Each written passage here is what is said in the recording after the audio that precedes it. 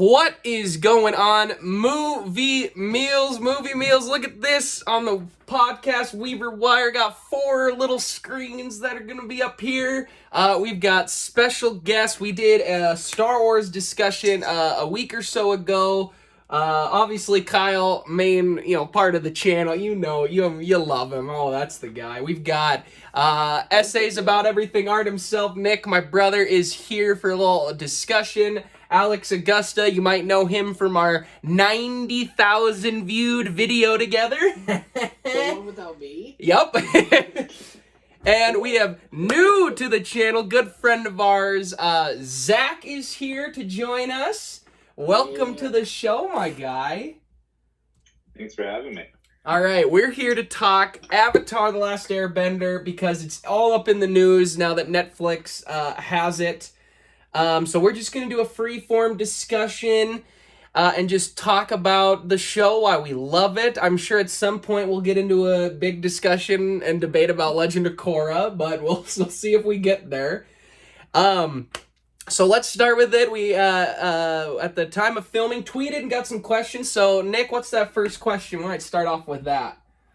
Sure. Yeah, so at Gracie VV asked, what is your favorite aspect of the show? What is your favorite aspect of the show? I'm going to pick one of you at random to start because I love throwing people on the spot. We'll start with Alex, number 2. What's your favorite aspect of Avatar? I think my favorite aspect is the world building of the show, and it's a lot of show and not tell. There's a lot of mix of cultures and architecture, and it's just really detailed, and I love that kind of stuff. I'm a sucker for worlds and things. I'm a sucker for the world too. Yeah. All right, take it over, Kyle. What do you think? For me, it's similar to what Alex just said, but for me, it's characters first, world building second. That's what the show really does well to me.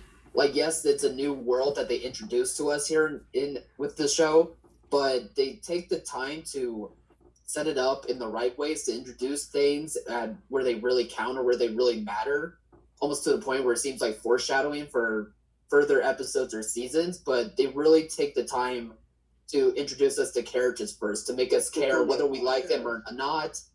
They really make sure to do that. And you don't see that happen with too many animated shows, especially when admittedly it is aimed more towards younger audiences. That's why all of you were able to grow up with it. Me, I came late to the party, but unbelievable.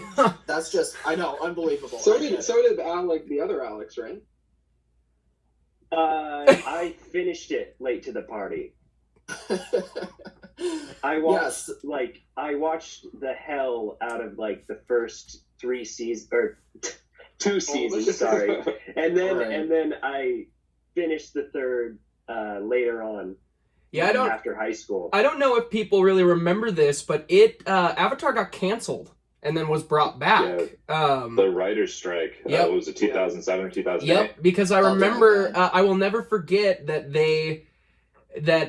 Nick and I were at our mom threw a big event, and there were some kids our age, and they told us that some of the episodes had leaked, and we watched them online in 2008. Rock episodes. Yep, and so there was that time. Real quick before we continue with the aspects, Alex, when was the last time you watched the show all the way through? It was the first time I watched it all the way through. So it's been a little bit of a minute. Yeah, it's probably been 6 years. So he's got 6 years. The rest of us have all rewatched it within the last 4 or 5 months. Yeah, I rewatched Avatar and Korra in 4 or 5 December. days. Yep. Yeah. Thanks, Netflix. yeah. I rewatched it in December and then just kind of fell off for just reasons, and then finished just the other day, and then I'm about halfway into Korra right now for the second time. But all right, I just wanted to get the viewers an update of how fresh in our minds it was. So anybody else want to chime in with the aspects here? What do you love about the show?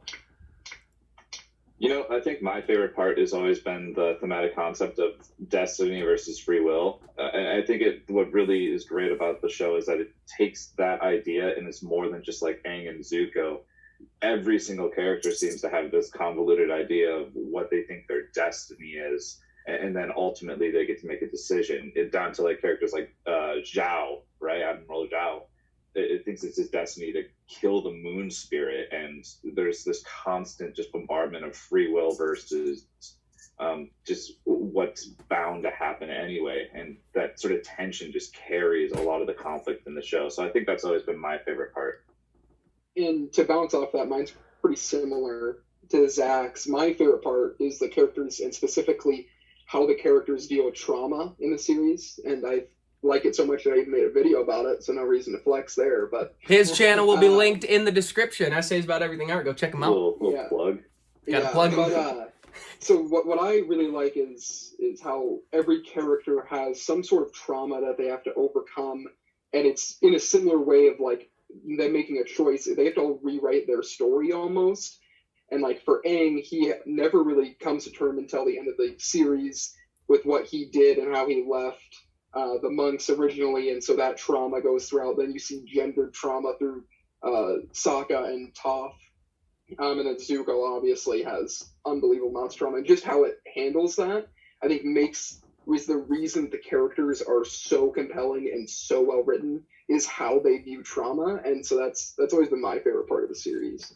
Yeah, for and me, a children's show, they don't dumb down that trauma. I mean, it goes through sexism and even certain amounts of like xenophobia and just it's very real problems presented in a way, that trauma, that you could access it at any age. Absolutely. Exactly. Yeah. Bouncing off of that, for me, it's the characters, and it's you guys talking the trauma and everything. To me, it's that they each have their, like, all the characters go through some sort of hero's journey. They each do it in their own journeys, support and destroy and hurt and help and love each other's in just a brilliant way. And, when rewatching Korra, part of the reason I don't love it as much because I don't feel that with them. But in Avatar, you really do. Every character I love, and I think one of the best moments is they really flesh out, obviously, Zuko. People talk about him nonstop, but you get a moment to just be with Aang, Katara, and Sokka. Just the three of them, and then you get Toph, and then she's just such a perfect addition at a perfect time in the story. And just each of the characters, the way they're handled, you really don't get a lot of, we don't get episodes and episodes of Iroh's backstory, but he has one of the greatest arcs in the show because of the way they handle him, the way he's used with Zuko, the one episode you get about his son and the lines you get, he failed at bossing, say, how'd that change him? And it's all stuff in the background, but propels his character. And to me, it's the characters. They're each designed in their own way that's just so creative and awesome. And I'm gonna bounce into this as we keep going, because another aspect of the show that has always stuck out with me more than anything is the score and the music. I think Avatar has some of the best music in any show or film in history, maybe. The biggest example I can think of is the end fight between Azula and Katara and Zuko. The way they use silence, the way they use music in that fight is so beautiful, it's so elegant, and it just completely elevates the show. Yeah, and that fight visually also. Absolutely. And just how the score mixed with Azula, her blue versus the red, is just so great to show the opposing stories that they've had and their conflict throughout. And, yeah, absolutely. Best fight in the show, I think. One of the things that the show does really well is it always has that distinctive villain music. Mm-hmm. And I think it sort of it carries on the tradition of like Star Wars, The Empire Strikes Back, The Imperial March, right? Absolutely. You always know when Azula's on screen. You always know when Ozai's there. Or even, Zuko. Like the Dai Li, you start to see the music start to progress towards places you wouldn't expect it to play. So that's always very interesting. I really love the score as well. Anyone want to chime in, or no? You just a couple nods there from the other two hooligans. The credits music, especially when it's like the somber one. I don't know what instrument they use, but it's like the chime type Yep. type music. That always got me, especially when I was a kid. Tear up a little bit at times. Yeah, the music and as well as the animation, it also just culminates from different cultures as well. So not only is it beautiful, but it's also just interesting to see, just different ways on how these things are handled, different ways on how music is handled for entertainment, different ways of how animation is handled for entertainment. And though that animation of the time, looking back, some of it may not be completely as pinpoint as we remembered it, it's still really entertaining to watch, and some moments even still beautiful. Like you mentioned that fight with Azula and Zuko, like that's one of my favorite fights, not just for the stakes at hand, but just for how great that animation style it was and still is. So I like what you said, though, what you guys said about the music, definitely. You know what's crazy It is just reminded me of that. I don't think the visuals have taken a step down. I think they are still so sharp. And sometimes I brought it up in the beginning, and I'll keep doing it. But sometimes when I've been watching Korra, I think they have less strength in their design and character work and animation than they did in Avatar. It depends. I think Alex and I talked about this. Alex Gust and I, that the animation at the end in season 3 of Avatar is better than the animation in like the first 2 seasons of Korra, but the animation at the beginning of Avatar is far worse. Like the beginning of Avatar, the animation is not very good. The first handful I don't know. If yeah, you've it definitely grew. It definitely grew. Yeah. I just meant like it could seem a bit older for maybe a new generation. Yeah. That's what I was getting at. But anyway, sorry, Alex, continue. Yeah, I don't know if you've seen any of the new the Netflix release, but me and Joey my roommate watched a couple episodes of the first season, and I don't remember if it was like that or if it's just not meant to be in that good in like HD or whatever, but it's like pixelated and some parts are grainy.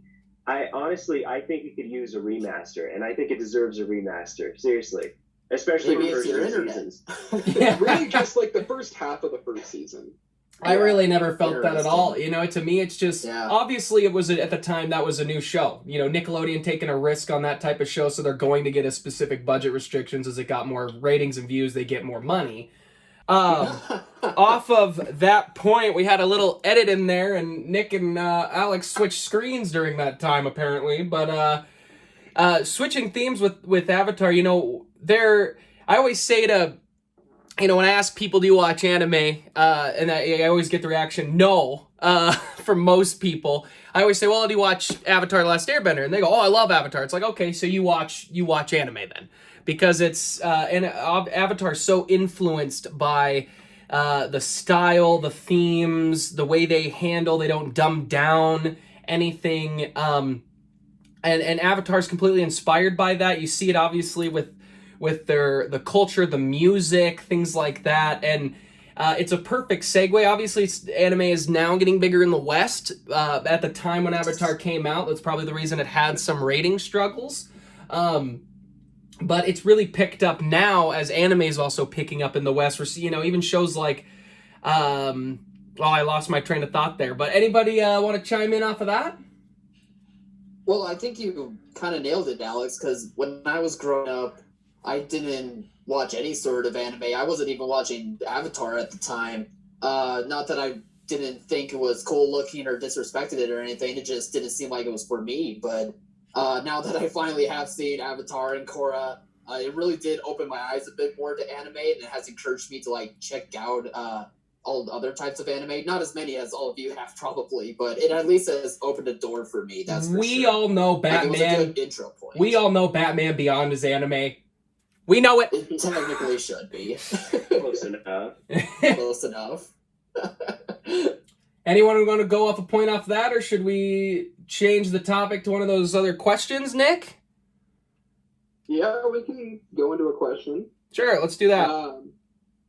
So Souls Dude asked, what are your general thoughts on how Ozai is handled and how good he works as a central villain? Thank you for the questions, guys, on Twitter. Yeah. Wonderful. So Ozai, anybody want to start off? Anybody itching at the bit to talk about Ozai? Oh, Nick's itching at the bit here. Nick's down there. Yeah. So I think Ozai, specifically, like in the first 2 seasons, is awesome. I think it works for the series having an overarching villain for the structure. And how he's first introduced as just a silhouette of a ripped man shooting fire out of his mouth and arms, like, he is so terrifying. How is this a kid's show? He's like Jaws. Yeah, so Jeez. his introduction to this series is awesome. But as the series goes on, I do wish we would have gotten more as to who he is, why he is such a so mean to Zuko, and what everything about that. I wish we got more into his perspective. It just feels like season 3 almost ran out of time. I want to know more about the conflict with him and his wife. I want to get into that. And maybe that's too much to ask, but from a show that has such well-written characters, it would have been nice eventually to get in season 3 to get more about Ozai. But as overall, I think he's very serviceable and really good at the start. He's menacing, but I do wish we would have gotten a little more about his ideology and why he is the way he is. So would we rather have that? Would we rather have an Ozai prequel or Korra? I want an Ozai prequel. Korra. Korra, 100%. I'm about to go write an Ozai. amazing prequel. I think Ozai works in a lot of levels because for most of the series, the main villain is really just the character's own inner demons. That's what they're mainly fighting, and the existential threats like Admiral Zhao or Azula or the Fire Lord are there, but they're usually not what's tripping the characters up. They're just sort of there to provide friction for the characters to grow from. And so by the end of the series, we have Ozai as this huge threat, but in the beginning, but by the end of it, it really just boils down to the fact that he's just a guy. He's really powerful. He's super ambitious, and he does a lot of terrible things. But I think the point is that he's just a man. He's not nuanced. He wants what he wants because he wants it. Yeah. And that's people. I mean, he could even stand for a lot of different corporations. He's definitely he's just power hungry. So I don't necessarily think we need to really understand the man's motivations comparative to the characters that really matter, which is the main cast. So many arguments there to chime in. I think I wouldn't mind necessarily a little bit more with him and his wife to maybe see why she fell in love with him in the first place, things like that, why they became the way they are personally, but I don't need a whole lot of backstory, but I wouldn't mind maybe a little bit of that. But they do delve into that in the comic books. I don't know if anybody's read those or looked up on those. Because Zuko goes and finds his mom in the comics, and they're considered canon. But let's all be honest, he needed the power. He's not that tough. He needed the power of that comet, and Aang still whooped his butt the second the Avatar stake came back. So, just saying. But if Kyle and Alex want to chime in here. Yeah, Alex can go. Alex can go ahead. Thank you. So polite. Comics. Does anyone other than me want to see those on screen if they were to make if they were to remaster the whole show and then make a 4th season where they go into those comics? Would anyone want to see that? Personally, I would. Yeah. Yeah, that's I don't think that's that far fetched anymore. With the Clone Wars getting a new season, I don't think that's out of bounds. But not only Clone Wars got a new season, but the season was great. So that helps so much because all these other streaming services are saying, well, we can bring these old shows back and we can make something great. And I'd love if it was to see trash, that. then it'd be a different story. It's true. Jack as well, a similar type of series a few years ago. Yeah. Was redone, and it also was received pretty well. Yep, absolutely. Kyle, you want to chime in your thoughts there on old Ozai? Yeah, I think the point of Ozai wasn't to have the most 3-dimensional villain for an entire show. It was just basically the end point of the show. It was basically no matter who the characters were, whether it was Aang or whether it was someone related to Ozai like Zuko was. The point was to overcome what he has done to the world. It doesn't matter how he did it or why he did it. The point was just that's the end point. That's the end of the show where we finally get the battle between him and Avatar, and everyone has to overcome, their traumas, have to overcome their personal issues that kind of were the spawn of this bad guy. So I think him just being so mysterious for the first 2 seasons, and then the 3rd season we see him, but we still don't know much of him, is fine because it does such a great job of helping these other characters, even characters like Iroh, Azula, etc. They help make them be able to be such memorable characters because of that. And let's face it, also leads to some great fights too, especially the endgame battle. It doesn't matter and I think if we did know a bit more of Ozai, like if we were able to feel bad for him, then I think we still would not have liked him, but it would not have made the impact as great as it was, I think, for like the heroes. Yeah, and I think you also need to remember that. Go ahead, Zach. We sort of get a picture of Ozai's motivations through his ancestry. Like we see a lot about Sozin, we see a little bit about Azulon. We learn about Iroh's struggles with his heritage and Zuko. Like Ozai's motivations are fleshed out with the world around him, and so by the end of it, I feel like we have a pretty full picture of why he wants what he wants. He feels it's his birthright, which is interesting because it absolutely wasn't. He wasn't even a general. He never even was a military guy, so it felt like he wanted to capture his grandfather's dream, but he never really had that right. And so that's what's so interesting about it, is that we get his ambition, but it's a bastardized version of it, and that's really what makes him seem even slimier, is that he stole his birthright. And so that's he always talks about Zuko's honor when he has none. And that's what makes him so compelling. I was gonna, as a villain, even if he's not 3-dimensional.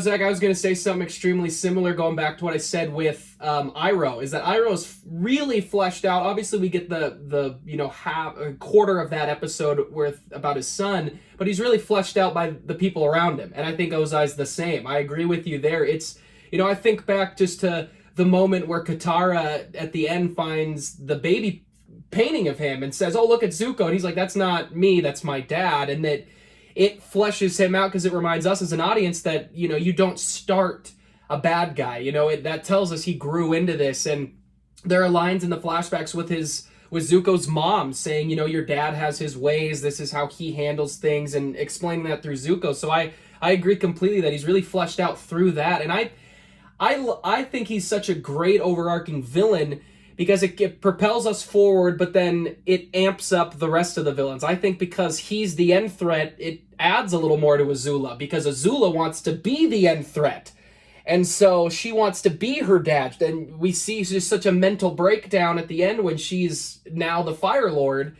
And him being the way he is, I think, also fleshes out and raises the villains of everybody around him.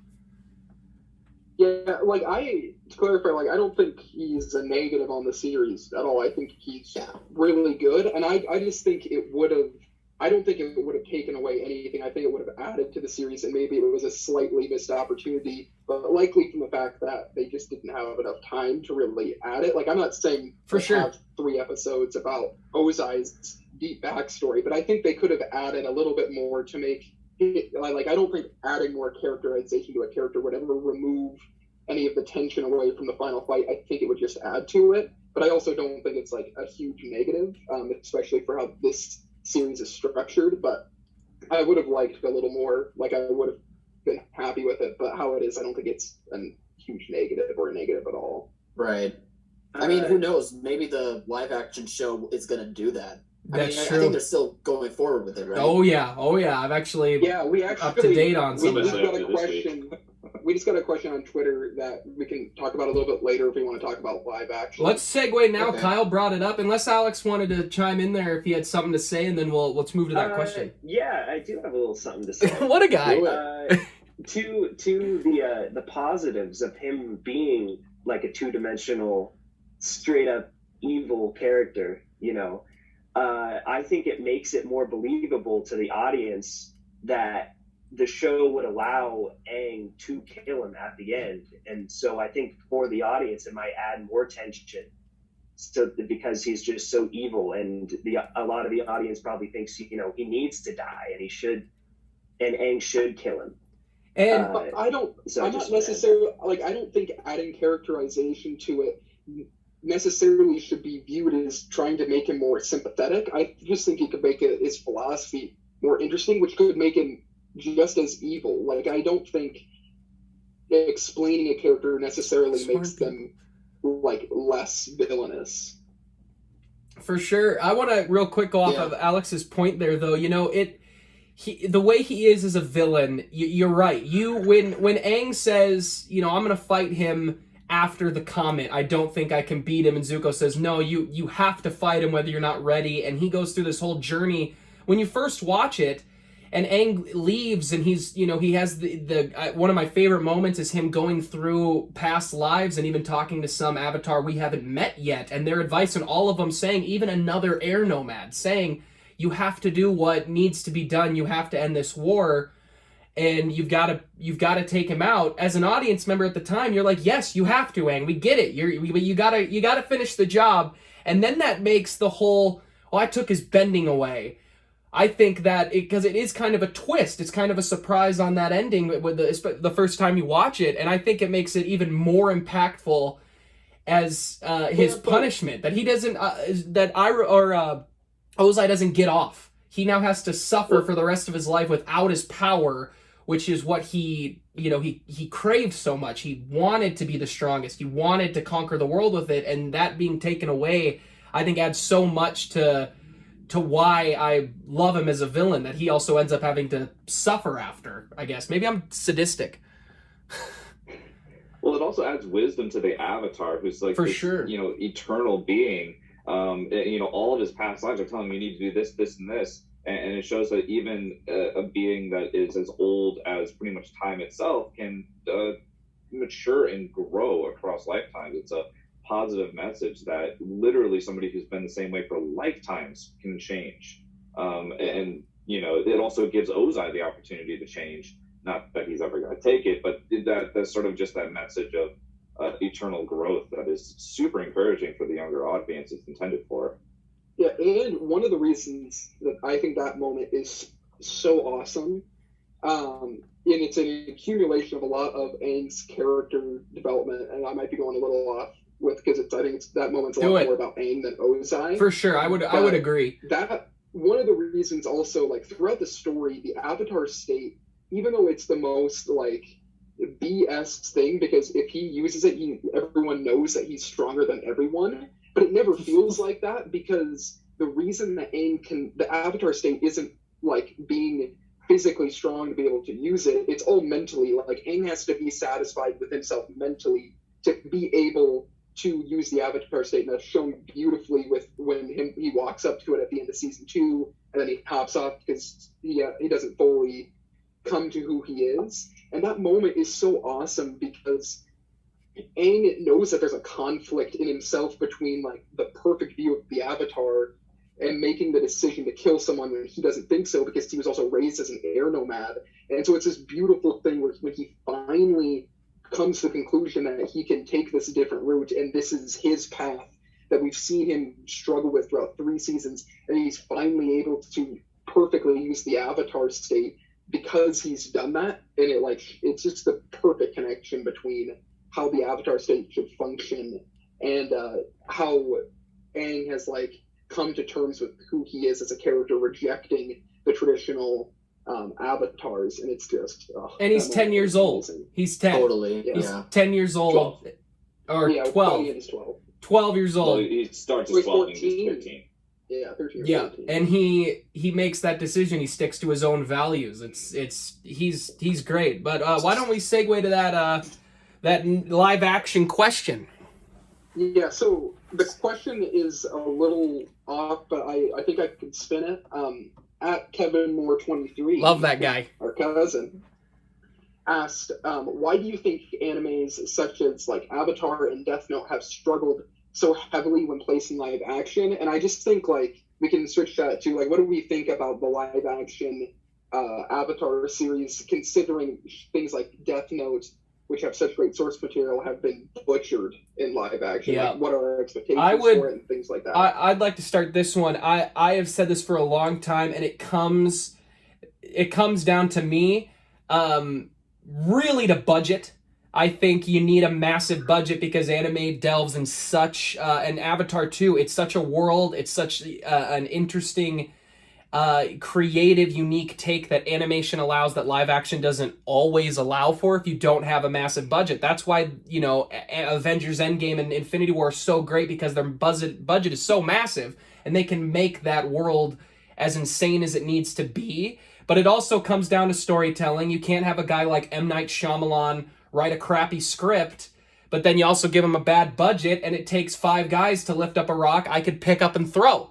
So, you know, you need to have this big budget, and I hope Netflix has learned from that and they really give into that. It's about sticking to the source material. You're adapting something. It needs to have the culture. It needs to have what you made it originally being. You know, it needs to have that. Aang or Qatar, you know, they whitewashed a bunch of people in the Avatar Last Airbender movie, and they did a bunch of bad stuff, and you need to respect the source. You need to put a lot of money behind these type of shows because they need it. I want to see, I still to this day hate this.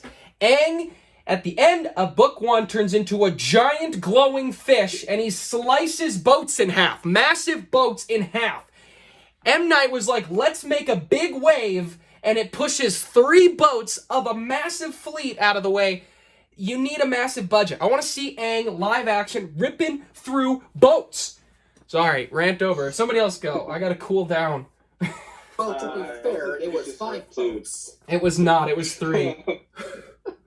It's always some positive intent with the way that they go about these things. You know, you talk about the budget, but it also just felt like a cash grab. Like, they're like, oh, This is a popular series. We don't understand or really care about the nuance and the culture. We're going to whitewash all these characters. We're going to diminish the characters. I mean, it takes Sokka and Katara and makes them just non-factors. They're boring. Yep. And so that to me, it was a cash grab. It was just corporate greed at its best. And if you're going to make an adaptation, I think you have to make the adaptation because you want to do so for the art. And I can't assume positive intent on a lot of these adaptations right now, especially, you know, we could talk Disney or we could talk whoever's making it, but Netflix is. Netflix, all these big companies that are trying to remake all these series, I just don't have a lot of faith in them right now because it feels like they're just trying to cash in on what's popular rather than trying to add something. Like, why make an adaptation unless you're trying to add something unique that it makes the series better, or at the very least shows the different side of it. And if you can't do that, then as an artist, you should reject the notion. So I don't think they're doing that, and that's why I'm not too optimistic. But hopefully I'm wrong. I want to throw this in just real quick.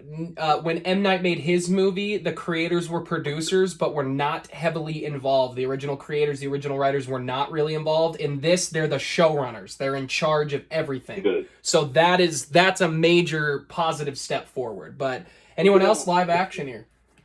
So I think an interesting adaptation to look at that's in the opposite way, because this adaptation did have a really good budget and it visually looked amazing, was the 2017 Ghost in the Shell. Yeah, for sure. Which looks exactly like the original film at a lot of stages, and it looks pretty good, even though there are a few issues with the visuals at times, but it had a huge budget. But the issue is that they just didn't respect this. They didn't understand what made the source material great. Mm-hmm. And like when you're looking at an adaptation, obviously, if there's going to be certain things that are going to have to be cut out when you switch it to a different medium. This happens all the time, specifically with like manga to anime. It's the same kind of thing. If you have a series that's going to be longer, like if they make this more of a mini series, it's going to lose some of the depth that they have, but you have to make up for that in different ways. And they just really need to respect what made the source material great. All right. Which is a really difficult thing to do. And it's very rarely ever been good. Like, there's not a lot of good adaptations out there, but I am hopeful that the showrunners are on it.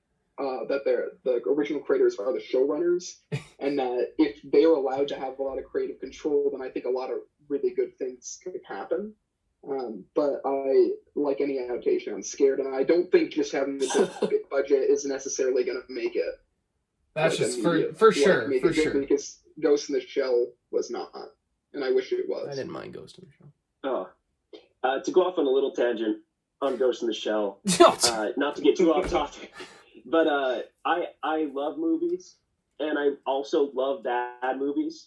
I've never fallen asleep at any movie except Ghost in the Shell. That was the only one I've ever fallen asleep to. I didn't mind the adaptation. Anyway, let's get off of Ghost in the Shell here. Avatar, points, live action. I feel very similar to how Zach feels. And I'm thinking, like, why? Like, what's the point other than making money? Like, I don't get it. I mean, maybe it'll be good. I hope it'll be good, but I don't have a lot of faith, even though the showrunners are involved heavily. Kyle? Honestly, I don't really have any thoughts when it comes to these type of adaptations, just because I am not too familiar with anime and manga in the first place, and I only just hear about these adaptations being really bad, but just don't take the time to watch them. But I liked all of you guys' points. Like, they all seem to be really good, and that's all I got, so I don't have much to contribute here. You know, you look at even just movies that are adaptations, like The Departed is a adaptation, and I'm blanking on the name of the movie. If one of you can look it up for some reason, starts with an I, but it of a Japanese film, and both are excellent, but they expand on each other, like what Zach said. So if they're gonna do a mini series, I think the smart way to do it is just do book one. Give me 10 episodes at an hour long, book one, that's it, put the budget around it, and then wait and see. If the numbers are great, people respond to it, book two. You cut it into acts in the first place to flesh it out. And if you're gonna adapt it, flesh it out. Add maybe a little bit of Ozai that Nick was saying, add a little bit of that. Add some insane visuals that make it really cool to see. That I think will make it great. I mean, of course I'm going to watch it and I hope it's good because I don't want people's art to be bad. I don't want to hate someone's art. But I think if they just make it simple, and hey, if it's a mini series can be 12 seasons. We've seen that happen before where they've announced shows that go forever as a mini series. So they should really just take a wait and see approach with this adaptation, and I think they're going to. And if they were gonna do one, this is the best way I can think about it right now. Make it a 10 episode, hour long series, then a movie, and bring the original creators and put money behind it. If you're gonna get me to get on board, that's a decent start. Yeah, and like Infernal Affairs. I knew it. Dang it! I got too hesitant. I knew that was it too. But great film. But yeah, like on one hand, I want to succeed so badly because if it is live action and it's great, it has an opportunity to turn the show on to so many new people. Absolutely. It's awesome, and so I hope that happens. But if the track record of adaptations, specifically from anime-like series to live action, is just so bad that I'm nervous. Yeah, and we should be nervous. I prefer if they had just decided to do like a Mandalorian style, where we're taking the Avatar universe, but we're telling a new story in a live action format.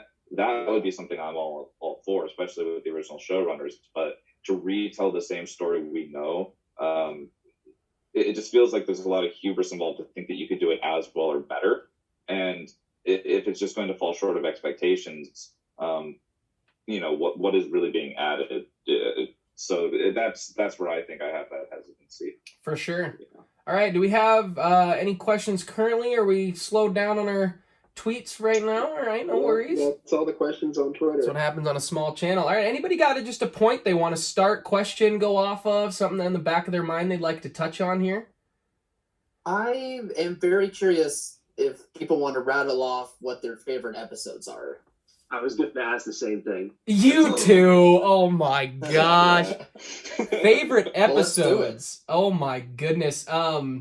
I'll start just because, obviously the end episodes, I think the last, those parts broken up, the Zula, everything is great. But some of the episodes that stick out in my mind so much is the Blue Spirit is the title, where Zuko saves Aang. And as a kid, when you're watching that for the first time, you're like, who is this new character? And when the reveal is that it's your biggest enemy right now, it's Zuko, it changes so much of perception of who Zuko is. It starts shedding the light on who he's going to become. And I think it's just an absolutely brilliant episode. And it's a nice episode to just kind of be with Aang. You get more of who Aang is. And it's one of my favorite episodes. Yeah, that's one of mine I've listed. For sure. Yeah. Pretty much anything with Zuko. Nope. I know the first episode, and I know it's been cited by other people who've talked about the series a lot, but the first episode when I went back and rewatched it, where the show goes from good to great, I think is The Storm. And it's the episode where they show Zuko and Aang's backstory, and it shows that, okay, these two are actually really similar, and there's a ton of depth to them. That episode is just brilliant, and that's my favorite episode in season 1. I love Tales of Ba Sing Se, even though plot-wise it just doesn't matter, but I think it's such a good example of how strong the storytelling can be when each of those little things can be ranging from hilarious to incredibly emotional. I think that's just a good show of like what the series is. Now, real quick, I really like the Nick. end of season 2 and just all the episodes involving that. And then you can say your thing. Sorry, the Storm Destiny in that season. For some reason, I want to make sure I'm not confused here. So the Storm one you're referring to is the one where it's the actual storm and they're fishing. Yeah. So it's like on the boat. One of the moments great about that too is you get a quick glimpse at such an important moment where Iroh redirects lightning, and that's such a great moment there as well. And I love half of the Tales of Ba Sing Se. I really love the Appa Iroh. I don't love the other two parts as much. I love Sokka's part. It's all right. It's just not my favorite. Part his date. Anyway, sorry, I just wanted to clarify there. 3, really quick. Also, nostalgia-wise, one of my favorite episodes is The Boiling Rock, Part 1 and 2. Great, love that episode's really cool for what they do with May and how he betrays Azula, and it really kind of sends Azula down the downward spiral that leads to the fight. And nostalgia-wise, because I'm pretty sure that was the first episode we watched after the strike, and I was so excited, so there is that component. But for me, my favorite season is also season 2, so a lot of the episodes, like their fight with the drill, is awesome. And I think my favorite episode actually is in season 2 as well, and it's the episode where they fight Long Feng in the underneath Lake Laogai, where Jet dies. That episode where Zuko frees Appa, because it sort of just feels like a turning point for the show in a lot of ways, where Appa's reunited with the group, but also it just reinforces that idea that the guys who are perceived to be good, the Earthbenders, the Earth Kingdom, are really just as bad as any of the Fire Nation. They literally kill one of the best characters in the entire show. In the moment where Toph says that Jet is lying when he says he's going to be okay, it just gives me chills every time I see it. So I think that's probably my favorite episode. That's a great call. And the library is a great episode when they lose Appa. I was thinking of that one as well, because it shows that if you get Aang really mad, how powerful the Avatar state is through rage instead of just through his normal calmness, and that's excellent. But Alex and Kyle, you got some episodes you want to throw out there? Well, you named all my favorite episodes. Well, expand on them. What do you love? Is the library in season 1 or 2? Two.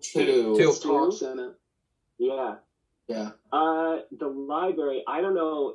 I think it was one of the first episodes I ever watched. It might have been. And I'm a sucker for desert arcs. I thought you were going to say libraries. I'm a sucker for libraries. He's a sucker for worlds, for libraries. Just a mixture of everything. And also, the Storm was the episode where I was like, I need to watch this show whenever it's on TV. But there was a very small window where I came home from school and my parents weren't home, and that's the only time I felt like I could watch it. But I binged it during those times, and it was a good time. I mean, it is still a kid's show. It's like rated Y7, so I think you're all right, bud. I know. Ages Y2 up. Kyle, you got some apps? I got some apps. Nope. For sure, the one that comes to mind always is Zuko Alone. For some reason, I remember like rewatching the show. I could not wait for this episode. For some reason, just one episode that stands alone for this character that we've grown to know, like the good and the bad of him, and seeing him so conflicted, only for that to be taken up a notch just in his own episode, centered as like a Western, but still has like many different other styles from different cultures. And for some reason, I love that episode. And I wouldn't recommend to people like that's the episode to watch to really get them into Avatar, just because it's not a good launching point for what the show really is. You should start with episode 1. Well, yeah. If they don't start with episode 1, I actually think the best episode is Tales of Bots and Say, because it shows what the series is, but it isn't plot significant. Sure, yeah. Except for Iroh. Yes. Well, it also gives us his entire backstory. Like, that's where we really get to learn about his mother. That's where we get to learn about Azula and his history together, about what happened to Fire Lord Azulon. Like, that's really where we get that depth of background that, Zuko always had it, but that's when we start to realize, like, oh, as messed up as he's always been, we really can't blame him for the way he's turned out. It could have been a lot worse. He could have been Azula. Yeah.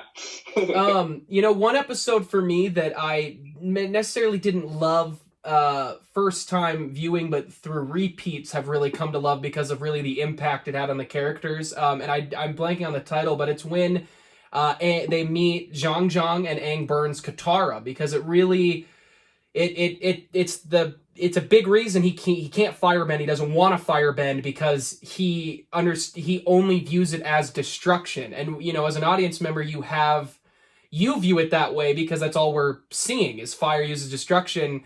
But Aang, it's such a moment for him that then it makes the dragon episode, which is another one of my favorite episodes later, that so important, because it's Aang learning what fire really is, that it's life, it's energy, that to me is one of my favorite episodes through multiple viewings, because I've come to appreciate what it really did for the show as a whole going forward. I believe the episode is The Deserter. Yep. That sounds correct. Yeah, from what I am looking up here. Go ahead, Nick. Sorry. And two other things. One, quickly on the library. Another reason why I love that episode is because of what it does for Toph. Because when Toph's introduced, even though at times, he's just the strongest character in the show. And it's awesome, but it also shows the weakness of her being blind, because when you first see it, it's like, this is, it's almost better that she's blind, because she can do all these things, which is amazing, and it tackles that type of a disability in a great way, but also shows the other side of it in a really cool way. And then I love all of Zuko's individual episodes in season 3 with each character. Yeah. But because I think season 3 is a step down from season 2 slightly, but I do love Sokka as his character with the sword. I think it's a really great episode for him, where you kind of see him finally take a step up, because he does transform into such a leader and a legitimate fighter versus just a goofball. And I think that episode is a bit too quick on trying to do that for his character, but I think it is an underrated one, for sure. Yeah, personally, anyway. I like it. I like that episode a lot too. He does kind of, become a swordsman quick, but when you really look back at the whole show, Aang also kind of masters everything kind of quick. I think it works well with just where, it's been seasons of him having moments where he's he's trained a little bit, and even though he learns to be a fighter quick, I think it works for just showing that he actually is a decent fighter, and it's been this accumulation of 2.5 seasons. Yeah, and it makes a great moment when he throws the sword at the end, and he, it's falling to the water, and he goes, "Bye, space sword." Like it adds to the moment, and I like that. Sokka's the strategist the whole time, and you think, well, that's what he's there for. He's there for the brains, and then it's like, no, he's actually a really good fighter. Well, and visually, that fight shows his personality so well and how clever he is and things like that. It's just a really great. I think the last fight, like the fight with his master, is just a great way of showing who he is personality-wise through action. And it really goes back the to master even says, Go ahead, Zach. It certainly wasn't his skills. Yeah, he's not. I mean, he's not that good, but he is. He's just tenacious. I think like a lot of other people. He's mainly finding benders, and he's winding because the benders are so reliant on this innate talent they have, and Sokka doesn't have that talent. He just has the determination to get the job done, and so but he's the one who takes down Combustion Man or Sparky Boom Man. Yeah. He's the one who is redirecting those airships, almost takes out an entire fleet by himself. Sokka does that without bending. Or with the help of other benders, and that's where we really get to see that being regular, being normal, is in no way a detriment to his character or to his role in the war, because they don't win that battle without Sokka. Nope. That episode 2 is a great example of what they really draw in from cultures they're inspired on, from ancient Japan, China, Asia, and things like that, because the benders are all martial artists, and martial arts, is such an important weapon to have, but it's, that's the episode of the samurai, that history of the samurai, how they use the what's surrounding them to their advantage as well, and it's just a great one. Anybody got any other episodes they want to throw out? There's just so many good ones. Like every episode that has been talked about, I'm like, oh my god, that episode is amazing. Well, it sounds like we're all going to rewatch the show here. I actually really like the episodes in season 3 where they're traveling through the Fire Nation, and we get to see all of the Fire Nation villagers that have also been, sort of displaced by the war. The awesome. School where they help that village that's being destroyed by the factory, like that's the Fire Nation's own people. Yeah. And so we start to humanize the enemy after 2 seasons of just hating the Fire Nation. We start to see that they're not so different from the Earth Nation's citizens. Or even like the Water Tribe, like they're all suffering, and they help them too. There's no, Katari even says, "I'll help anyone. I'll never turn my back on anyone ever." Right? But she's talking about people that she's hated for 2 years in concept. So it really just puts it in perspective. That or one of the ones that stands out is the Appa's Lost Days episode. Yeah. Where the Fire Nation boy is the one who like reminds him of Aang and motivates him to keep going. There's those little kernels of good sprinkled in a whole sea of bad that really help bring. It's one nation. That whole idea that they're all one people. Yeah. Yeah, and Avatar has the greatest recap episode ever in season 3. Like the most entertaining and like a recap episode that you can't skip. Are there any final episode thoughts you want to point out? Anybody got one real fast? I do. I really think The Beach is a great episode. Again, it's another Zuko episode, but it also is a good Azula episode as well. Like it goes to what you're saying about season 3 is that it kind of humanizes the Fire Nation and like some of the really important characters of the Fire Nation a lot, and it gets emotional too. Like, I mean, Azula you hate, but then when she's, I don't know, talking about herself more and more by accident, and you see them peeling back the layers of her not really being able to be a normal kid at like, a party that they're at or whatnot, that they just kind of invite themselves to.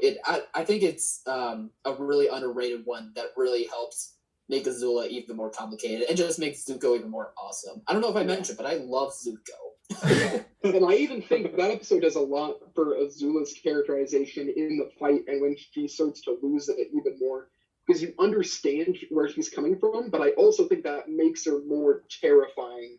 Because you like understand why she is the way she is, and it makes her sympathetic, but even more scary at the same time. Then she loses it, and I think that episode does a lot to help the final fight between her and Zuko. Yeah. They also have kind of like a nice moment at the fire where they all kind of like freak out at each other. Yeah. All right, so we're winding down. We've been talking for a good hour or so. So let's wind down and just kind of do final thoughts on the show that we want to discuss, throw out there. One final or a question or something if you guys want to get off your chest. If anybody's got one here, go ahead. Somebody's talk. I'm going to drink water. Awkward silence. Might have to do some edits. I wish I had finished it as a kid. What? Same. You finished it as a wish I kid? could have watched the whole thing as a kid. Same. Mm-hmm. I don't have many mistakes in life, but if I had to pick one, it's definitely not watching The Last Airbender at a young age. I don't know what I was right thinking. there with you. Yeah. It's just sad. Yeah, I don't have that problem. Yeah, stupid. Yeah. There's one thing Nick and I loved as kids. It was watching TV. So... Apparently, I was watching the wrong shows. Yeah, No, I think really it's timeless. I mean, this isn't a show that's gonna 40 years from now it's gonna be dated or feel too old. Like this is something that you could go back to just time and again. You show your kids. It's something you could share with them. I think also it's really unique. There's a lot of media that I love that I could not share with the younger people in my life. Because it would scar them forever. But Avatar: The Last Airbender is one of those pieces of art that could really start to introduce those huge ideas and those complex character issues, while also just maintaining that element of fun and energy and creativity that really encourages people to just choose who they want to be.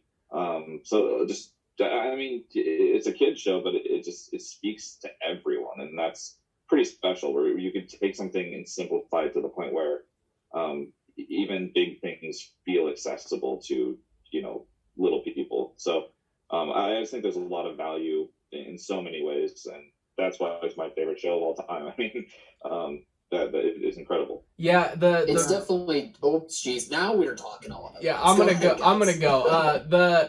Okay. I agree with the with that rewatchability. It's just it. You always hear, shows were better back in my day, and as we're getting older now, we start to think the same thing. Man, all the shows I watch were so great, but in reality, it's always just the ones that really are great, and this is one of them. If there's really only a few, and this is one that is timeless. And it has its rewatchability. It ages just so dang well. And one of the things I love that it handles is it's got themes that are timeless. I mean, it's got themes that hit so hard for the kids of the age of the characters watching it. And it's got themes that hit hard when you're 25 years old. It's got themes that hit hard when you're a lot older. And I also love the way the show, I meant to mention this earlier, handles romantic relationships. I think is so perfect.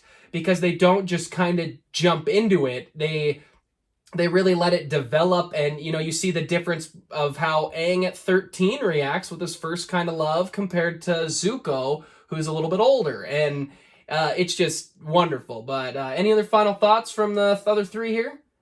Well, yeah, I think it just always reminds me it's without a doubt one of my top 10, top 5 favorite shows of all time. Absolutely. It's almost perfect. Any criticism I have of it is always pretty much a nitpick, right? Like, It's like, oh, this episode wasn't quite as good as this one. But it's one of my favorite shows ever. It's one that I'm going to watch forever.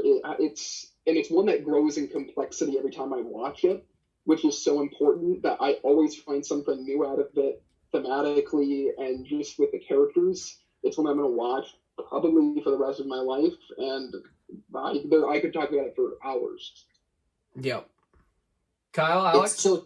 It's children's content done correctly, like how it should be done. You can't do it for every show, but you wish that there was these types of shows where it's kind of like a learning experience for them. Like, yeah, they get the kid moments, the occasional joke where it works for that type of audience, but underneath the layer, it teaches them about trauma. It teaches them about being a complex person and not just being one note. It teaches them that it's okay to love, to lost, to be confused, to be scared.